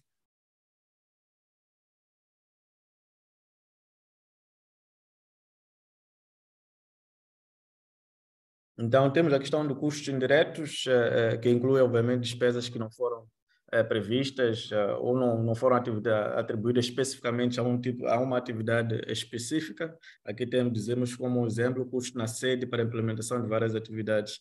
Então, aqui temos duas possíveis abordagens ou boas práticas, que é em relação aos custos indiretos. Primeiro, os parceiros, obviamente, podem aplicar tarifas pré-aprovadas por aquilo que chama-se de acordo de taxa de custo indireto negociado, NICRA, que depois os colegas de finanças podem dar melhor explicação. Então, também temos a segunda opção, onde parceiros sem NICRA também podem optar por custos orçamentais como custos diretos ou podem propor uma taxa. Então, todos os parceiros primes, na verdade, são obrigados a fornecer pelo menos 10%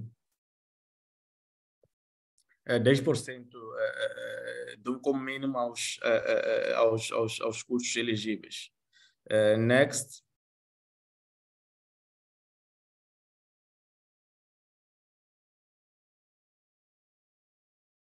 Temos a questão de partilhas de custos, cost sharing, que muitas das vezes, que de alguma vez vem já definido quando submetemos a propostas. Então, somos realmente, por exemplo, custos com recursos que um beneficiário vai contribuir para o custo total de um acordo. Então, tem que ser, aqui o que dissemos é que tem que, como essa é uma condição, então é preciso realmente que tenhamos mecanismos de monitorar como esses custos, essa contribuição, ou seja, o cost share, os custos da organização que submeteu do beneficiário devem ser bastante bem documentados. Então, aqui uma das coisas que dizem para a partilha de custos também é que apenas os fundos que não são do governo dos Estados Unidos podem contar para a partilha de custos. Então, essa partilha deve ser canalizada para os subparceiros, mas tem que estar, obviamente, ciente dos riscos. Este é um dos templates que pode ser usado aqui à esquerda. Next.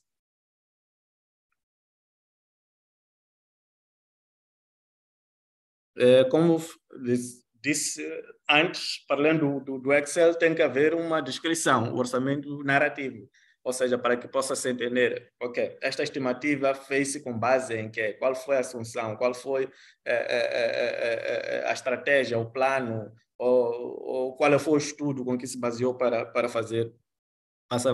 chegar ao número que chegamos. Então, obviamente, temos que explicar as categorias orçamentais, descrições justificativas de cada item da linha, cada item, pormenores suficientes, obviamente, para que a USAID possa avaliar se os custos que estamos a propor são razoáveis, de acordo com a lógica de cálculo que vamos colocar, que nos faz ver como é que chegou-se ao total. Next.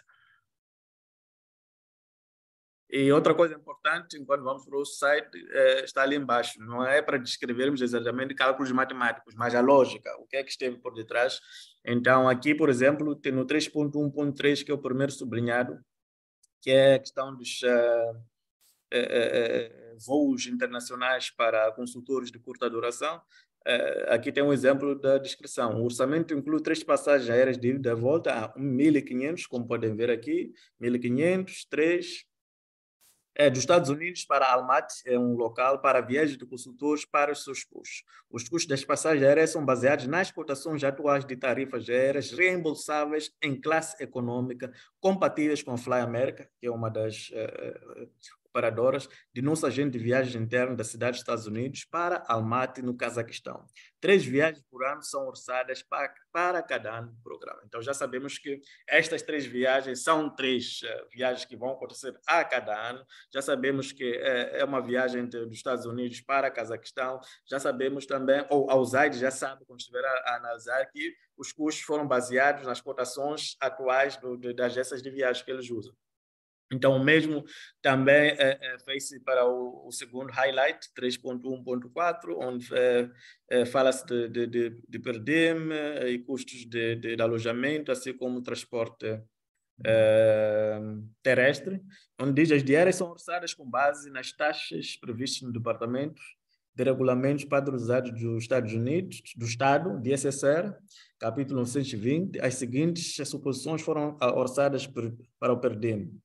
316 por dia pode ser para a sede internacional, STTA e consultores que viajam para o Cazaquistão. Cada viagem tem um orçamento de 14 dias, incluindo dias de viagem. Calculamos os dias diários com base no nível de esforço orçado em pessoal para a sede. Para a sede e consultores locais de curta duração e consultores internacionais. A linha B, transporte terrestre, $150 por viagem, é orçado para transporte terrestre para a sede de consultores de curta duração e viagens de consultores para o Cazaquistão. Então, acabaram providenciando aquilo que é uma justificação exaustiva, então, que faz com que, quando estiverem a fazer a revisão, a USAID possa saber como é que se chegou e qual é a lógica do número que está ali. Então, disseram que temos que fazer, obviamente, por cada linha do orçamento. Next.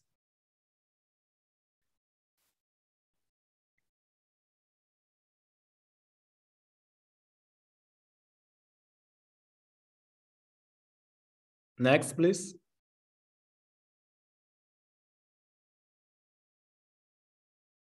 I did change the slide. It might just be a...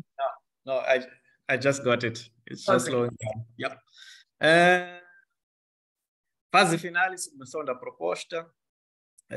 aconselhamos que no processo de calendarização, no calendário, reserve tempo suficiente para a edição das várias cópias, das várias versões, verificação de erros ortográficos, gramaticais, uso consistente de palavras, siglas, etc. Tudo de forma bem padronizada. Eu costumo dizer que muitas das vezes, quando está a fazer revisão, o nível de linguagem, os erros ortográficos acabam dizendo muito sobre a organização. Então, esta é mesmo também uma oportunidade para realmente apresentarmos algo de muita qualidade que impressiona, obviamente. Temos que olhar a questão de formatação, cabeçalhos, rodapés, números de páginas, tudo isso vem instruído no RFA. A processo de verificação e aprovação também tem que estar calendarizado. E na submissão, não vamos enviar a faltar 1 minuto. Vamos enviar 24 a 48 horas antes do prazo. Isso também mostra algum nível de profissionalismo, mostra que a organização é organizada. Então, quando enviamos lá na tangente, significa que primeiro não planificaram, então já mostra alguma coisa para quem recebe. Então, vamos, para tudo que envolve prazo, sempre podemos submeter antes, se organizarmos e calendarizarmos conforme. Obviamente, temos que verificar se é o e-mail correto. Geralmente, no RFA, na chamada de propostas, existem vários e-mails, mas um é para esclarecimento e outro é para o envio. Então, se porventura mandarmos, por exemplo, para aquele que é para esclarecimento, que é diferente daquele do envio, perdemos uma oportunidade, fez muito trabalho. Então, por isso aquele documento de 10 páginas é importante, porque isso tudo vem lá. Qual é o e-mail para o envio? Tá. Qual é o e-mail para esclarecimento? Tá. Se forem iguais, não tem problema. Se forem diferentes, temos que prestar atenção. E, obviamente, copiar outras pessoas da nossa organização. Porque, às vezes, tecnologia às vezes trai, então é sempre bom. Podemos pensar que saiu e não saiu. Então, se um colega não recebeu quando esteve na cópia, então sabe que algo se passou, então pode-se responder. Então, essas são uma das coisas que também faz com que tenhamos que enviar com antecedência. Se você está a enviar nos últimos 30 minutos, está a descobrir nos últimos 15 minutos, porque o teu colega disse que não recebeu nada, e depois vamos verificar que, afinal, tem um problema de domínio do vosso e-mail, bloqueou, está por ser pago, já perdeu, porque até desbloquear essa situação não se pode justificar que tive problema de internet, tem que submeter a tempo. Então, vamos fazer a tempo para que, obviamente, tenhamos tempo de corrigir algumas coisas que possam acontecer. Então, ok, também verificar se há restrições de tamanho de e-mail, se há instrução sobre quantos attachments tem que estar, temos que ter tudo isso. Por isso, dissemos que temos que ler, reler o RFA e conhecer o documento de cor, e todos os membros do Comitê de Desenvolvimento de Propostas têm que estar aquilo ali, que é para essas coisas não passarem. E, obviamente, quando mandamos, temos que pedir para acuso de recepção do e-mail. Então, se ele recebe, acusa a recepção, tu já sabes que recebeu. E se não tiver recebido, então, ter a liberdade de poder ligar para confirmar. Porque é um assunto sério, levou-se muito tempo, despendeu-se recursos, então tem que entrar pelo menos, tem que ser submetido. Então, temos que ter esse cuidado. Ao ligarmos também, ele pode ter visto, mas se não respondeu, vai poder responder, e assim já tens documentado que realmente entrou. Pelo menos dessa parte, já venceram a primeira batalha, que é entrar a tempo. Next.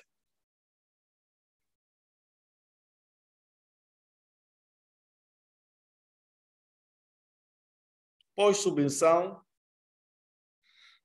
obviamente, lições aprendidas, tem que se discutir na equipa o que é que fez bem, o que é que pode ser feito de forma melhor para o passado, tem que se preparar para possíveis perguntas, tendo em conta aquilo que são algumas áreas que acham que não providenciaram detalhes suficientes, então vão se preparando para possíveis perguntas. Se, obviamente, dizem que não passamos, ou seja, não foi aprovada a nossa proposta, solicitamos por escrito um relatório ou cópia da avaliação da USAID. Isso pode ser feito dentro de 10 dias após recebermos isso. Isso servirá também, temos que usar depois esse relatório para aprendermos. Ou seja, se ele diz não estiveram bem aqui, não demonstraram isto. Não foi possível, não tivemos evidência disto. Então, tu sabes que, primeiro, se é algo que não tens, uma capacidade que não tens, é algo que tens que criar, desenvolver. Next.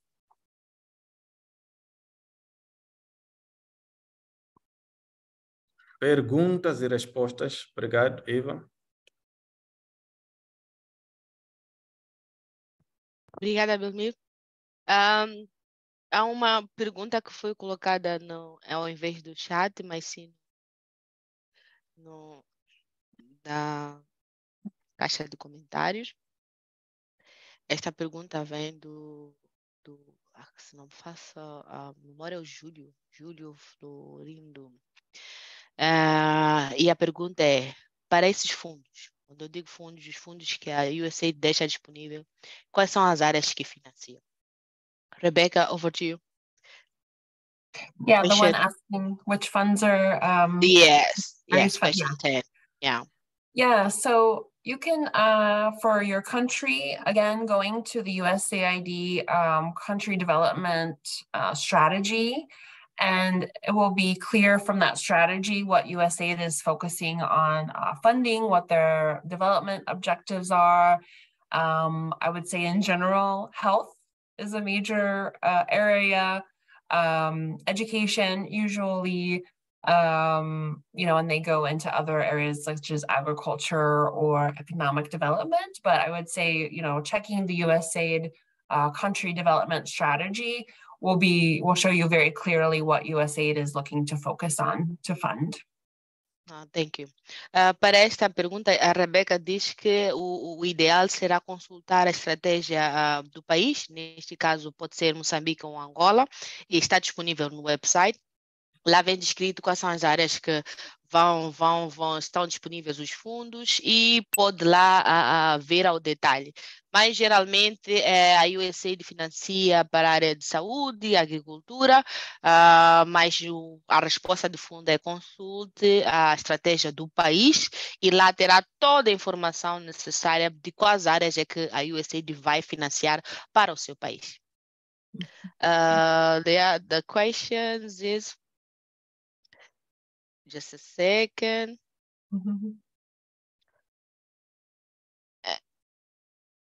Eu sou. Oh, no. Sorry, I'm jumping the questions. Is Inácio Paruque. Para organizações criadas recentemente. It's the same question, sorry. Inácio Paruque. Eu sou um assessor moçambicano para a Federação dos Surdos, se não me engano.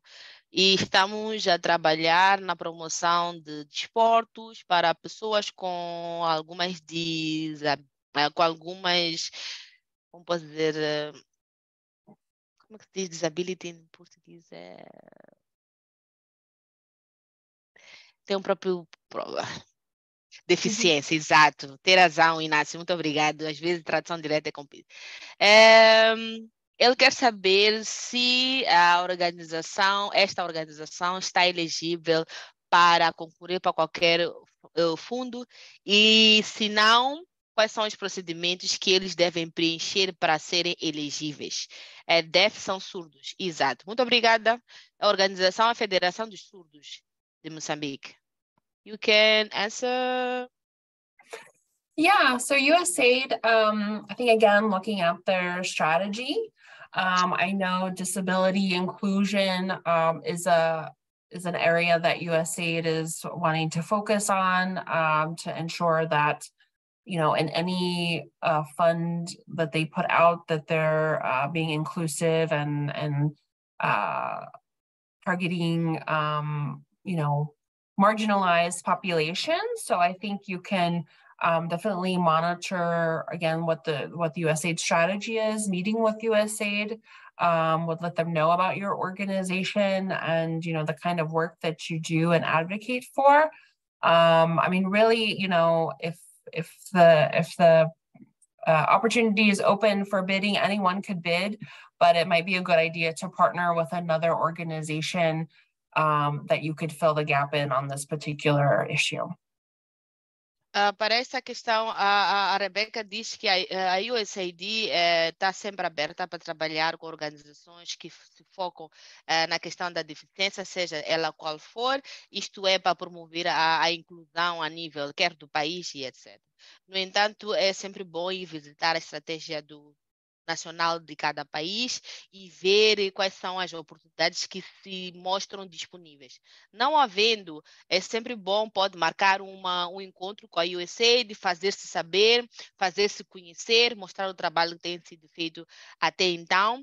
E para além dessa ação, podem também se juntar a outras organizações que em algum ponto, em termos de consórcio, né, em algum ponto se focam nessa área e é uma oportunidade de se fazer saber e no final se abrir-se uma oportunidade específica para a área de deficiência, quer surdas, dos cegos, mudos e por aí em diante, poder concorrer desde que preencha os requisitos predispostos na chamada para propostas. The following questions gostaria de saber se este programa abrange organizações nascentes a nível local, de modo a terem oportunidade de concorrer, sendo aquelas que trabalham com população-chave. Over to you, Rebecca. Sure. Yeah, USAID and I would say also CDC, another US agency that funds especially on HIV key populations. They do this work as well, so you might check. I'm not sure if CDC is very active in these regions in Africa, but you can definitely, USAID, like I said, and CDC are always looking for new partners, new organizations to fund. And I think it is key to get to know the donors in your country, meeting with them, letting them know what your organization does, the kind of work you do, the kind of work you're interested in, and how you can contribute. Okay, sharing with you, yes, CDC is very, very active here in Africa, so I think it's yes. Respondendo a esta pergunta, a Rebeca diz que para além da USAID existe uma outra agência norte-americana, CDC e Center for Disease Control, que é o Centro de Controle de Doenças, em tradução literal. Podem também aceder ao website e ver quais são as oportunidades de parceria que lá existem ligadas a essa questão do HIV, saúde e por aí em diante, direcionada à população-chave. Submetam as propostas e também podem usar a mesma estratégia que é os encontros, participar, solicitar um encontro direto para se fazerem conhecer. Então, não se cinjam só apenas pela USAID, para dentro da USAID, tem a USAID, tem o CDC, tem o PEPFAR. Outra pergunta eu gostaria de saber se... this is the same question translated. Em qual site podemos encontrar a estratégia? Em qual site podemos encontrar a estratégia do nosso país? Existe site concreto da USAID onde podemos encontrar a estratégia? Over to you, Rebecca. Question 16. 16. Yes, there is. I'll put it in the. I'll put the website in the chat. Each country has a strategy. They're usually for 5 years. Some are in various. They might be ending or beginning. They're all kind of on their own timeline, but you can find all of the CDCS strategies on this website. Ok, thank you. Para essa resposta, sim, ela vai colocar aí na caixa de chat o website onde podem consultar. Cada país tem uma estratégia válida por 5 anos, pode aceder, provavelmente pode ou estar no início, ou pode estar no meio, ou estar a finalizar a estratégia, porque é de 5 anos a estratégia. Então, sinta-se livre em clicar no link que a Rebeca colocou e ver qual é a estratégia do seu país. Question 17. Em termos de financiamento agrícolas, não há financiamentos diretos para cooperativas, ao invés de passar por uma ONG de implantação? Question 17, Rebecca?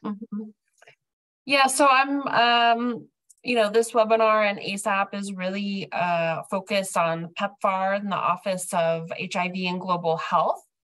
So we're not as familiar with what they're planning on the agriculture financing, but again, checking the strategies, and even USDA, the US Department of Agriculture, also funds programs internationally in agriculture. So you can also check their websites.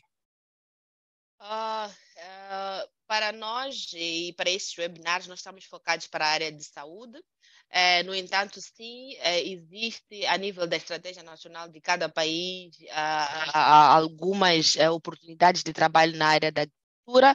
Então, ela sugere que possam fazer ou clicar para o website e ver qual é a estratégia e ver se existe para esses 5 anos, conforme dissemos, alguma oportunidade para a área de agricultura, que nós aqui, a USAID PEPFAR está mais ligado para a área de saúde, não temos uma informação intrínseca da área da agricultura, mas sinta-se livre em ir lá consultar, o link está na caixa de mensagens, por favor clique e procure saber, e em caso de alguma outra dúvida, não se esqueça de mandar a sua pergunta para o e-mail que nós disponibilizamos sempre automaticamente nos vossos correios eletrônicos.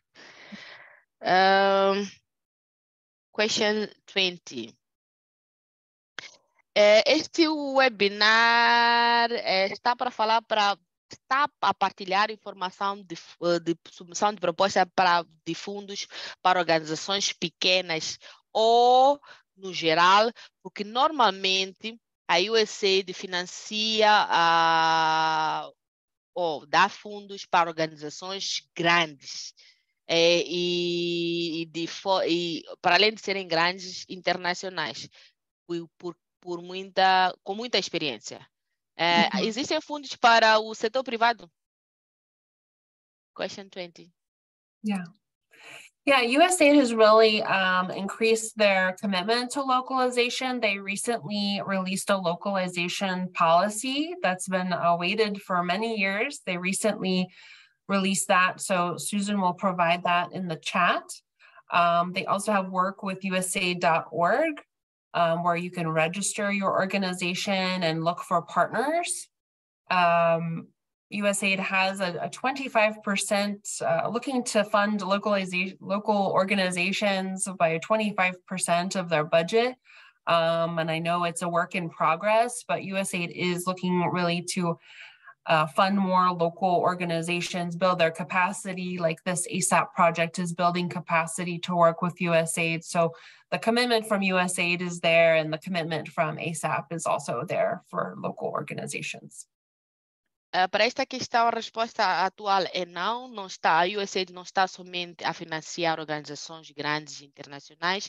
Nos últimos anos tem se focado a financiar organizações pequenas e com participar até 25% do orçamento em alguns projetos e alguns small grants.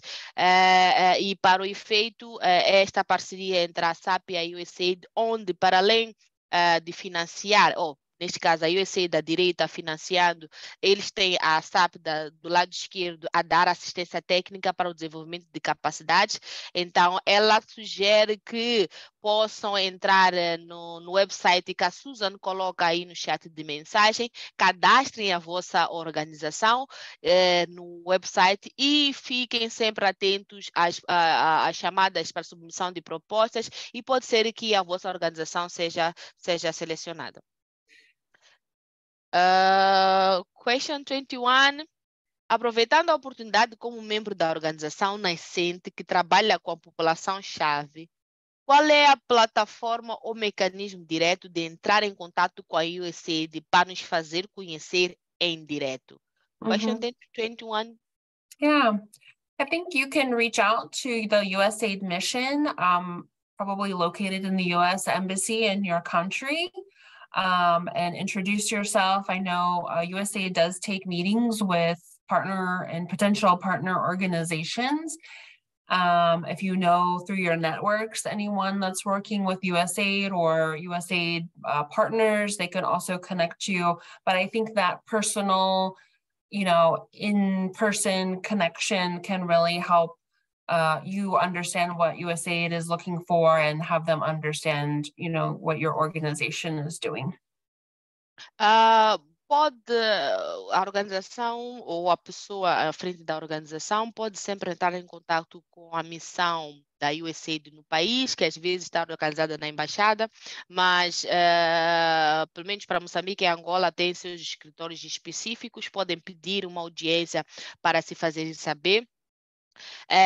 No entanto, é sempre bom não somente nos encontros que forem a solicitar com a USAID, se trabalhar em parceria com algumas organizações que já recebem fundos e que elas podem fazer uma espécie de campanha para vocês e no âmbito do processo de aplicação se fazerem conhecer e poderem ganhar fundos. Esta é a última pergunta, não temos mais. Rebecca, I want to thank you for your support. This is our last questions. Thank you for your support throughout this webinar, and I will leave the floor to Belmiro. Thank you, everyone, and over from me. Obrigada a todos, eu vou ficar mute. Esta é a última pergunta. Vou passar a palavra para Belmiro para o fecho. Thank you, Rebecca, for the insightful clarifications on the questions that our partners, the participants had. And thank you, Eve, also for helping us with the translation. Muito obrigado, caros participantes. Com a última sessão de perguntas, chegamos ao fim deste webinar. Antes de mais, gostaria de agradecer pelo tempo. Tenho certeza que foi produtivo e vai ser produtivo, porque, como muito bem dissemos, este recurso estará gravado. Terão acesso aos slides via PDF e também a gravação no YouTube, que é para ir acompanhar. Caso não se recordem de algo, sempre tem um áudio, podem voltar às perguntas. Caso não tenham tomado notas, não é preciso estar lá no YouTube, sempre podem, a qualquer altura, fazer o download na vossa página do YouTube para poderem aceder sempre que quiserem e até partilhar internamente. Do meu lado, não tenho mais nada, apenas desejar muito obrigado. Susan, from my side, anything to add before? No, that's perfect. Thank you so much, Belmiro. I put the next Portuguese webinar in the chat so people can go ahead and register. And again, we just want to thank PEPFAR and USAID for allowing us to put these on every week for you. Have a great day, everyone.